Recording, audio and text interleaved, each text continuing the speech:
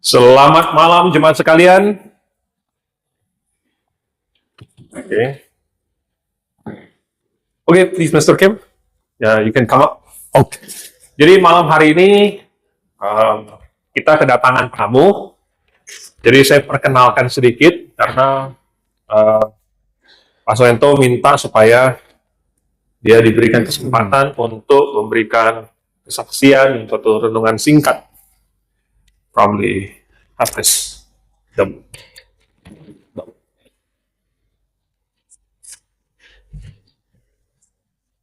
Sorry. Okay. All right. I'll put this on my side here. I'll introduce you. Namanya adalah Kim So-kur. Dan dia adalah salah satu staff dari ODBM, itu adalah Open Door Baptist Mission, yang adalah bagian dari Morningside Baptist Church di South Carolina. Jadi gereja ini sudah lama kenal dengan kita juga kenal dengan mereka. Mereka sudah sering berhubungan dengan kita, pernah juga menyumbang di RBC. Jadi kali ini rombongannya Mr. Kim, kemudian istrinya Mrs. Chris Kurt, dan di belakang ada Mrs. Maria, sedang mengunjungi Indonesia, dan baru hari Minggu kemarin juga melihat pelayanan di RBC. Jadi kita senang bahwa ada saudara seiman yang jauh itu, yang setengah bola dunia jauh dari kita, tetapi bisa bersama-sama berkumpul dan memiliki iman yang sama. Nah, kita mau mendengarkan penguraian firman Tuhan dari beliau. Okay? So, please, I will translate for you. Oh, okay. Well, good evening, everybody. Selamat sore semuanya.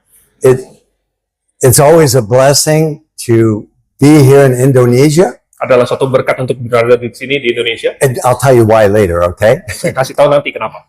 But, as was mentioned, I'm with Open Door Baptist Missions. Seperti tadi disinggung, saya bersama dengan Open Door Baptist Mission. We serve 35 missionaries throughout the whole world. Kami melayani lebih dari 35 misioneri di seluruh dunia. I was the assistant director of Open Door Baptist Missions. Saya dulu adalah asisten direktur dari ODBM. But then God directed me to be a special projects coordinator. Tapi lalu kemudian Tuhan memimpin supaya saya menjadi koordinator dari proyek khusus. We do many things as a coordinator. Kami melakukan banyak hal sebagai koordinator. We go to see missionaries out on the field to make sure that they are lifted up, encouraged, but we also hold them accountable. Kami mengunjungi misioneri di ladang pelayanan untuk mengangkat mereka, untuk menguatkan mereka, tetapi juga menuntut pertanggungan jawab dari mereka. Then we also go to colleges. Kami juga pergi ke sekolah-sekolah kita. Both colleges and seminaries and also universities. Ya, sekolah tinggi, sekolah Alkitab, dan universitas. And one of the jobs is to encourage folks like yourselves to come and listen to God's voice about you serving out onto the field. Salah satu tujuannya adalah untuk menguatkan saudara-saudara seperti kalian untuk datang mendengarkan firman Tuhan dan melayani Tuhan di ladang pelayanan. Now, in our situation, you don't have to be a missionary to go and serve in other countries. Anda tidak harus menjadi misioneri untuk melayani di negara lain. You can be an accountant, you can be a music director, you can be a scientist, an engineer, but you could still go out onto the field, and sometimes that allows you access into countries that forbid missionaries to come in. Anda bisa saja jadi akuntan atau jadi direktur musik atau insinyur, dan Anda tidak harus menjadi misioneri. Anda bisa masuk ke negara-negara dan bekerja dan melayani yang mungkin negara itu tadinya tidak memperbolehkan misioneri masuk. So that's just one of many things that we do. We also help the mission board financially. Itu salah satu hal yang kami lakukan. Juga kami membantu secara finansial mission board ini. Now, you probably don't know about golf. Nah, mungkin Anda tidak tahu tentang golf. We have a tournament that's coming up April 18th. Tentang golf. Kami punya satu turnamen nanti 13 April. The purpose of the golf is to raise funds so that we can deal with the cost, office expenses, as well as travel expenses. Tujuan dari turnamen golf ini adalah untuk menggalang dana untuk biaya kantor dan perjalanan dan lain-lain. Some of the funds also go towards missionaries that are out on the field for special projects, just like we have served in with what's the place again? RBC. with the church. Yeah. We put the roof on. Yeah. Amen. So go Ya, ahead. dan sebagian itu juga diberikan kepada misioneri-misioneri atau kepada proyek-proyek khusus seperti yang pernah kami lakukan untuk gereja di RBC. So this is just one of the many things that we do. Last year we celebrated our 25th golf tournament anniversary. Tahun lalu kami mengadakan turnamen golf ke-25. We raised over $20,000. Kami menggalang dana lebih dari 20.000 US dollar. So that responsibility comes to myself as well as Chris. Dan tanggung jawab itu ada pada saya dan istri saya, Chris. So we had 93 golfers play last year, Jadi tahun lalu kami ada 93 pegolf. and we're hoping to do that the same this year. Dan harapan kami juga tahun ini. Okay, so you might be asking, why are we here? All right. Mungkin Anda bertanya, kenapa kita ada di sini? Well, first of all, I enjoy going back to Indonesia. Ya, pertama, saya senang kembali ke Indonesia.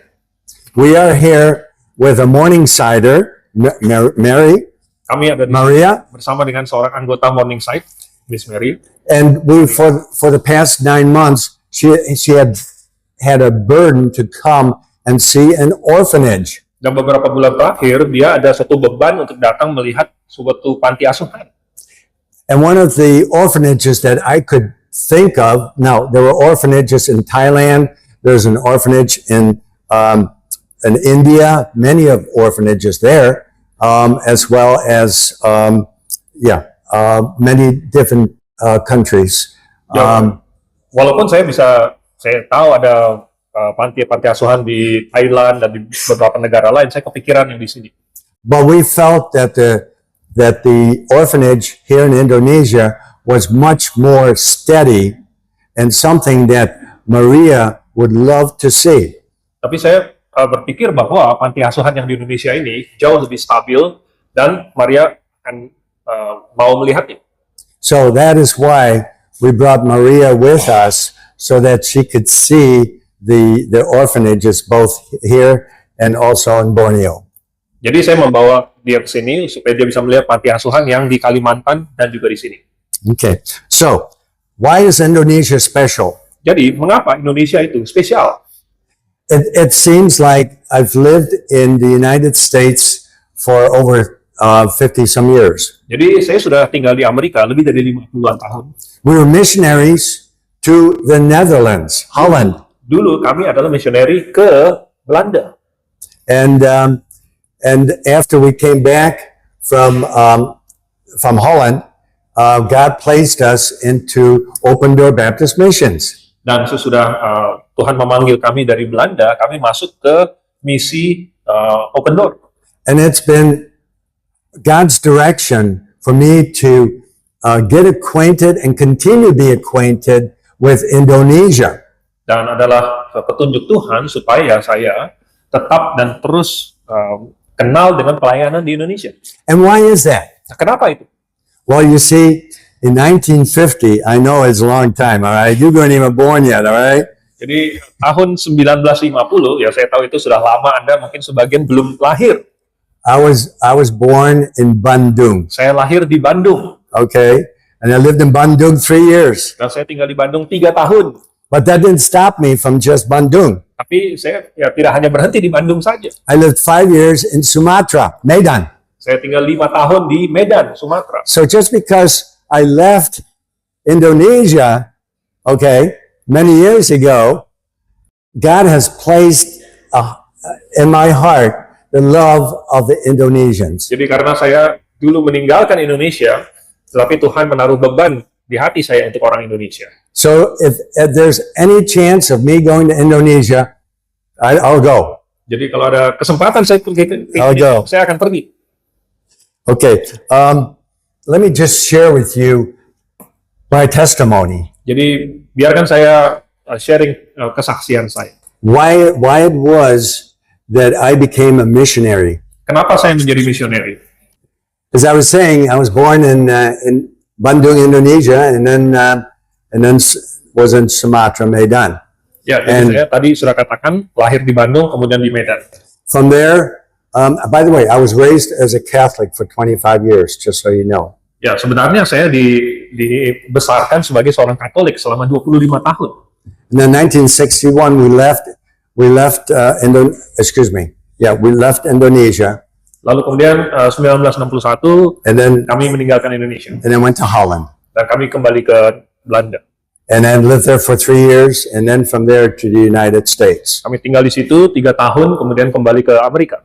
All this time, and that's why I didn't learn the Indonesian language, is because I was in Dutch Catholic churches, Dutch Catholic schools, and my parents were Dutch.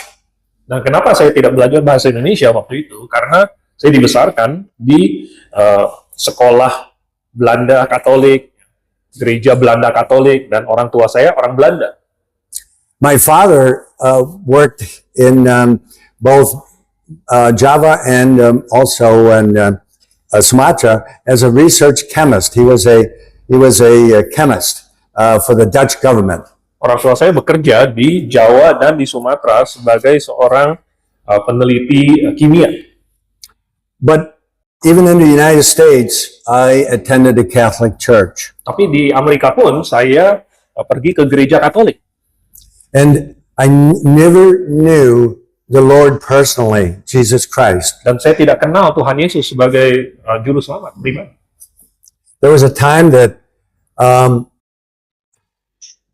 I just reflect back on my life and I wondered, where am I going to be? Pernah saya merefleksi ke dalam diri saya sendiri dan saya bertanya-tanya, kemana saya akan pergi? What is the purpose of this life? Apa tujuan hidup ini? I had no assurance. Saya tidak punya ada asuransi apapun. And you know, the Lord heard my cry. Dan Tuhan mendengar seruan saya. And because He heard my cry, He heard me and He attended some plans for me. Dan Dia mendengarkan saya dan Dia ada rencana untuk saya. And He brought me out of a horrible pit. Dan Dia mengangkat saya dari suatu lubang yang dalam. With the doubt that I have, I was heading for hell. Karena keraguan di dalam hati saya sebenarnya menuju neraka. So God taught me about His love. Jadi Tuhan mengajarkan saya tentang kasih-Nya. For His love was so great that He gave His only begotten Son, Karena kasih-Nya begitu besar sehingga Ia telah mengaruniakan putranya yang tunggal. that whoever should believe in Him should not perish, but have everlasting life. Supaya barang siapa percaya kepadanya tidak binasa, melainkan beroleh hidup yang kekal. And He answered my prayer about my Lord Jesus Christ. You see, when I was a Catholic, I knew more about Mother Mary than I knew about Jesus Christ. Dan Dia menjawab saya tentang Yesus Kristus. Waktu saya di Katolik, saya lebih kenal Maria daripada Yesus. So it was protecting me from going to hell when He brought me out of my cry and set me upon the rock, which is Jesus Christ. Jadi Dia menyelamatkan saya dari neraka ketika Dia mengangkat saya dan menaruh di atas batu karang, yaitu Yesus Kristus. Psalm 40 is one of my favorite passages. Mazmur 40 adalah salah satu dari perikop favorit saya. And I will recite to that in just a few minutes. Dan saya akan bacakan sebentar lagi. So you may go ahead and look at that Psalm 40. Jadi Anda boleh buka di dalam Mazmur 40. So here I was. God shared with me through a Christian radio station, WMBI, Moody Bible, Jadi Tuhan berbicara kepada saya lewat satu radio Kristen, Moody Bible. Bible, stasiun radio Moody Bible. And there I heard from the announcer that I was a sinner, Dan saya dengar dari pembawa acara bahwa saya adalah orang berdosa, that I was going to hell, bahwa saya sedang pergi ke neraka. that if I had not repented of my sins and accepted Him as Lord and Savior, that I would go to hell. Jika saya tidak bertobat dan menerima Yesus sebagai juru selamat, saya akan masuk neraka. You see, all those years that I was in the Catholic Church, I never heard that. Jadi selama bertahun-tahun saya di gereja Katolik, saya tidak pernah dengar itu. And as I was driving to the office in my car, hearing the Word of God, Sambil saya menyetir ke kantor, saya dengar firman Tuhan itu. I repented of my sin Saya bertobat dari dosa saya, and accepted Jesus Christ as my Lord and my Savior. menerima Yesus sebagai juru selamat saya. So you see, Christ heard my cry. Jadi Tuhan mendengar seruan saya. 3 changes came into effect. Ada 3 perubahan yang terjadi. One was I used to cuss. Dulu saya suka mengumpat. Okay. I used to cuss, swear, and after that, the change came of being able to share this joy that I had with my office people. Dan ya dulu saya suka mengumpat, saya suka kata kasar, dan sekarang saya suka untuk membagikan sukacita saya kepada teman-teman kantor saya. I was so excited that I wanted to share with everybody. Saya sangat senang, saya mau kasih tahu semua orang. And that ought to be your joy as well. Because you have something that the unbeliever does not have. You are rich. Dan sukacita itu harusnya ada pada Anda juga, karena kamu punya sesuatu yang orang tidak percaya tidak punya. So the third change that came into my life Yang ketiga perubahannya, shortly after I accepted Jesus was the fact I wanted to know more about Jesus. adalah saya ingin tahu lebih banyak tentang Yesus. That meant reading God's Word. Artinya saya membaca firman Tuhan. And by reading God's Word, I was astounded by what I was taught in the Catholic Church did not match with what I saw in the Scriptures. Dan karena membaca Alkitab, saya kaget karena apa yang diajarkan di gereja Roma Katolik berbeda dengan yang saya baca di Alkitab. I was living in Chicago, Illinois at the time. Waktu itu saya tinggal di Chicago, bagian Illinois. And I was so hungry for God's Word that I was trying to find a church that would give me God's Word. So away from the Catholic Church, but now I wanted to hear from the pulpit who Jesus Christ is. Saya sangat lapar akan kebenaran. Saya keluar dari gereja Roma Katolik, saya mencari gereja, dan saya mau dengar dari mimbar tentang firman Tuhan. And attending the church there in Chicago, I felt the need to be baptized. Dan menghadiri gereja di Chicago itu, saya merasa perlu untuk dibaptis. I even went and sang in the choir, Saya bahkan ikut paduan suara, attended Bible studies, saya ikut pendalaman Alkitab, and also got involved in serving in the church. dan Tuhan mengikut sertakan saya di dalam pelayanan di jemaat. But that was just for about 3 or 4 years. Tapi itu mungkin cuma 3 sampai 4 tahun. I had an opportunity to move to another state, New Hampshire. Saya kemudian ada kesempatan untuk pindah ke negara bagian lain, New Hampshire. I was working as an engineer, Saya waktu itu jadi seorang insinyur, a project safety engineer. insinyur untuk keselamatan kerja. And so I took the liberty to take that position in Concord, New Hampshire, Dan saya mengambil posisi itu di New Hampshire, and I found a wonderful, wonderful church, Trinity Baptist Church. dan saya ketemu satu gereja yang sangat-sangat luar biasa, Trinity Baptist Church. God opened an open door for me. Tuhan membuka pintu buat saya. This open door was to go to a maximum security state prison. Dan pintu yang Tuhan buka ini adalah ke suatu penjara yang paling ketat. And it was in those prisons that I was sharing with the inmates what wonderful things God has done for me and what He could do for them as well. Di penjara itu saya sharing kepada para narapidana apa yang hal-hal yang luar biasa Tuhan lakukan buat saya dan yang Tuhan bisa lakukan buat mereka. I did that for 5.5 years. Saya lakukan itu 5,5 tahun. I was so excited in sharing Saya sangat bersemangat untuk sharing. that in that state prison parking lot, Di parkiran dari penjara itu, I prayed unto the Lord saya berdoa pada Tuhan. and said, Lord, if you should call me to a full-time ministry, here I am, send me. Kalau engkau ingin memanggil saya untuk full-time pelayanan, inilah aku, utuslah aku. I was willing to quit my job and move to wherever God would have me. Saya rela untuk berhenti dari pekerjaan saya, pergi kemanapun Tuhan mau utus saya. Now, I had no theological training except for that I received from the churches I attended. Nah, waktu itu saya tidak ada pelatihan teologis, hanya dari yang gereja-gereja yang pernah saya pergi. So it was the senior pastor that said to me, Kim, if you are called, you need to get some theological training. You need to go and get your master's degree in theology. And that was Bob Jones University. Seorang pastor senior waktu itu bilang, Kim, kalau kamu mau full-time pelayanan, kamu harus ada pelatihan teologi, kamu harus dapat gelar master, dan itu adalah Bob Jones University. Throughout those 4 years, I thought I was supposed to go to Vienna, Austria. 4 tahun itu saya pikir saya harus pergi ke Vienna, Austria. We were going to work with a couple. Tadinya kami akan bekerja sama dengan dua orang suami istri. I would not have gone alone, and that's the reason why we would be going with a couple who knew the mission field and who help us, and we can assist them in whatever ways they needed. Saya tidak akan pergi sendiri, akan ada 2 pasangan suami istri itu, dan saya akan membantu mereka dalam pekerjaan mereka.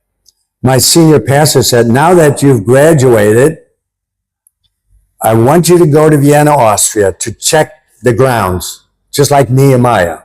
Waktu itu pastor senior itu bilang, kamu sudah lulus, saya mau pergi ke Vienna dan periksa keadaan di situ.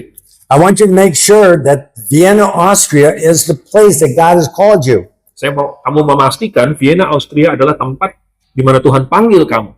But I knew 95% already that I was supposed to go. So, if anything, I would give the Lord 5%, okay? Tapi waktu itu saya sudah tahu bahwa saya harus pergi ke sana. Jadi ya mungkin saya 95% saya kasih Tuhan 5% dah. So when we took his advice to go to Vienna, Austria, we were there for 2 weeks, and guess what? Dan waktu itu kami pergi ke Vienna 2 minggu, dan Anda tahu apa yang terjadi? It was not the place that he wanted us Itu to. bukan tempat di mana Tuhan panggil. You see, he was establishing my comings and my going, as Psalm 40 tells us, and I'll get to that later. Jadi Tuhan sedang menentukan langkah saya yang akan kita baca. So I was very discouraged after graduation, very, very discouraged. Sesudah wisuda itu saya sangat kecewa. So we wound up going to a mission board, and I shared with them my background, my Dutch background. And see, the thing is, I didn't want to go to Holland. Saya pergi ke satu badan misi dan saya sharing latar belakang saya dari Belanda. Saya tidak mau pergi ke Belanda. Yes, I knew the Dutch language, but I didn't want to go there. Saya memang tahu bahasa Belanda, tapi saya nggak mau pergi ke situ. But this mission board member said, would you, because of your language knowledge, would you please consider going to Holland? Tapi dari mission board itu berkata, karena kepandaianmu untuk berbahasa itu, setidaknya pertimbangkan untuk pergi ke situ. Like I did with Vienna, Austria, I decided to also check the walls in Holland to see if this is where God would have me to come. Sama seperti di Vienna, saya pergi untuk memeriksa Apakah ke situlah Tuhan mau saya pergi? So we were again in Holland for 2 weeks, and lo and behold, there was nothing that stood in the way. Dan kami pergi ke Belanda 2 minggu dan tidak ada yang menghalangi. So we wound up serving there in Holland for 4 years. Jadi akhirnya kami melayani di situ 4 tahun. And then God called us to work with Open Door Baptist Missions. Kemudian Tuhan panggil untuk kami melayani di Open Door Baptist Mission. So instead of working with a missionary that we were in cooperation with in Holland, we're now dealing with many, many fields other than Holland. Jadi bukan hanya kami melayani yang berhubungan dengan Belanda, kami akhirnya bersentuhan dengan semua. So I can see clearly from the beginning on end that God had established my comings and my goings. Jadi saya bisa melihat dari awal bahwa Tuhan telah menentukan memimpin langkah. Let's go ahead and turn to Psalm 40, if you will. Mazmur 40.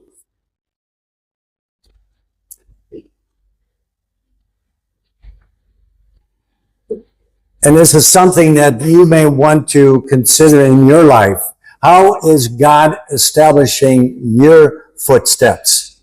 Dan ini mungkin sesuatu yang Anda ingin pertimbangkan dalam hidupmu. Apa yang Tuhan tentukan untuk There are 6 points that I want you to focus on. Ada 6 poin yang saya ingin kita perhatikan. All right, so Psalm 40, Mazmur 40. verses 1 through 3. 1, 2, 3. I waited patiently for the Lord, and he inclined unto my voice. He heard my cry. He brought me also out of a horrible pit, out of miry clay, and set my feet upon the rock, and establishes my comings and my goings. And he has placed a new song in my life. Sampai 4. So in those 3 passages, you can see, and I can see clearly, first of all, that I waited patiently for the Lord. I didn't know what life was all about, Jadi but I knew that God was going to answer some way or other. Jadi waktu itu saya tidak tahu apa yang harus saya lakukan, tapi saya menunggu Tuhan dengan sabar supaya Tuhan menunjukkan apa yang harus saya lakukan. So that was number 1. Number 2 is that he heard my cry. I was crying. Nomor 1. 2, dia mendengarkan seruan saya, tangisan saya. Saya sedang menangis waktu itu. And by his grace, he brought me out of a horrible pit, which is hell. Because that's where I was directing. That's where I was heading for. Dan oleh kasih karunia-Nya, dia membawa saya dari neraka, karena kesitulah saya pergi. And then the scripture says that he set my feet upon the rock. Kemudian katanya dia menempatkan kakiku di atas bukit batu. And who's that rock? Siapa batu karang itu? The Lord Jesus Christ. Tuhan Yesus Kristus. He is the rock. Dialah Amen? batu karang. Amen. And then not only that, but he establishes my comings and my goings. Ya, ia menetapkan langkahku.